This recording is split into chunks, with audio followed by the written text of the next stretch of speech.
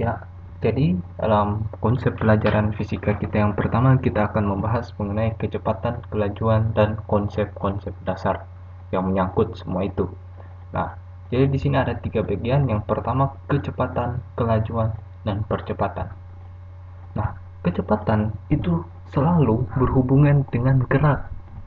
Jika kita melihat suatu benda dia bergerak, itu menunjukkan bahwa benda itu mengalami perubahan jarak terhadap apa yang kita definisikan sebagai waktu.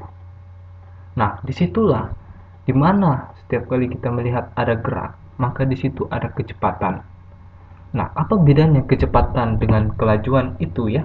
E, Misalkan kita katakan bahwa anak ini dia berlari ke arah timur ya, sebesar 5. Nah, maka itu bisa kita katakan itulah kecepatan karena kita menyebutnya ditambahkan itu ada besarannya, itu 5 meter per sekon, dan juga arahnya, yaitu apa? Yaitu timur misalkan ya. Nah, itu yang bisa saya katakan untuk sekarang. Nah, kalau kelajuan itu seandainya kita menyebut bahwa anak ini berlari 5 meter per sekon. Nah, apa hubungan antara kecepatan ini ya sebelah sini dengan percepatan? Nah, percepatan itu ya biasa kita hubungkan dengan gerak lurus berubah beraturan, tapi jangan dulu masuk konsep situ. Nah, seandainya anak ini ya kita ilustrasikan dia akan melakukan lari, maka kalau kita tinjau dari titik awal kecepatannya kan pertama 0. Dari 0 dia mencoba naik untuk sampai ke 6. Nah, dari sini kita bisa lihat bahwa dari keadaan diam ya, diam untuk mencapai 6 atau 8 saja ya. Nah, siapa anak-anak kita sebut saja melodi JKT48 ya. Untuk sampai ke 8 km per jam, maka anak ini melakukan apa yang dinamakan percepatan. Percepatan kan simbolnya di bahasa Inggris itu A ya. A beginilah. Itu kan hampir setara dengan acceleration ya. Acceleration ya. Atau bisa kita sebut saja sebagai akselerasi. Nah, ketika saat dia berakselerasi dari 0 sampai ke 8, dia mengalami perubahan kecepatan. Nah, dari 0 ke 8, entah dalam berapa detik, seandainya 1 detik, berarti percepatan anak itu 8 meter per second kuadrat ya. Nah, dari situ dia mengalami gerak, entah dia mempercepat terus ya, tapi karena kita sudah tetapkan bahwa dia nanti ya, saya minta maaf, dia nantinya akan sampai ke kecepatan puncak, itu berarti misalkan di sini kecepatan puncaknya 90 km per jam. 90 km per jam.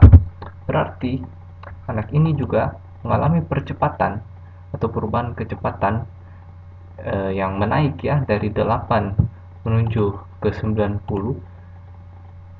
Itu kita hitung berapa detik untuk menentukan berapa percepatannya. Nanti kita bahas ya. Nah, dari sini masih konsep-konsep dasarnya dulu. Nah, dari 90 km, seandainya anak ini capek ya, dia mau istirahat, berarti dia menurunkan kecepatannya.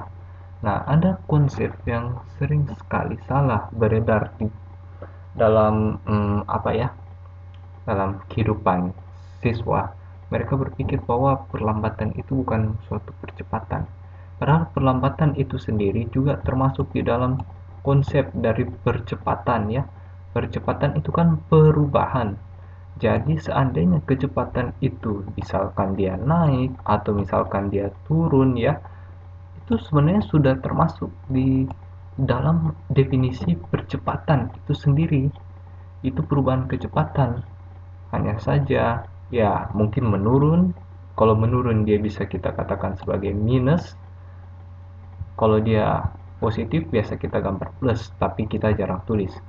Nah, dari sinilah kita bisa melihat ya bagaimana kecepatan, kelajuan, dan percepatan.